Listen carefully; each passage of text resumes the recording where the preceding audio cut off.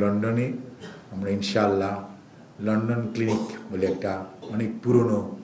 Hospital আছে, ওখানে ওনাকে ভর্তি করা হয়। মেডিকেল বোর্ডের পরামর্শক্রমে এই মুহূর্তে উনি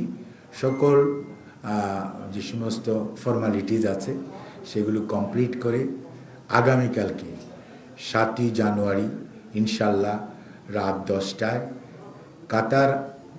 আমিরাতসের আমিরের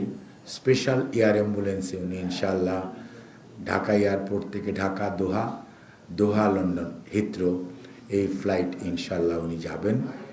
এবং ওনার সাথে মেডিকেল বোর্ডের 6 জন সদস্য, ওনার ব্যক্তিগত কর্মকর্তা, ওনার যে কেয়ার গিভার ওনারা থাকবেন। আর এয়ার অ্যাম্বুলেন্সের যে চিকিৎসা দেওয়ার জন্য কাতারের আমির রয়্যাল এয়ার অ্যাম্বুলেন্স যেটা, ওটার 4 জন চিকিৎসক এবং তাদের চিকিৎসকদের সহকারী, অর্থাৎ এটি বলে প্যারামেডিক্স, ওনারা থাকবেন। কাজেই আপনারা সবাই দোয়া করবেন যাতে যাত্রাটি সঠিকভাবে হয়, স্মুথ হয় এবং উনি যাতে এই লম্বা জার্নিটা সঠিকভাবে সুস্থতার সঙ্গে উনি সেখানে পৌঁছতে পারেন।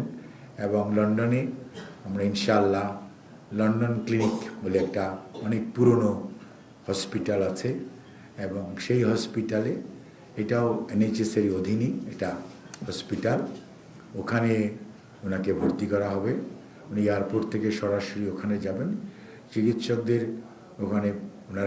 ওনাকে পরীক্ষা নিরীক্ষা করবেন, তার পরবর্তীতে ওনাদের পরামর্শক্রমে পরবর্তী সিদ্ধান্ত গ্রহণ করা হবে এবং ওখানে ইনশাআল্লাহ আমাদের দলের ভারপ্রাপ্ত চেয়ারম্যান জনাব তারেক রহমান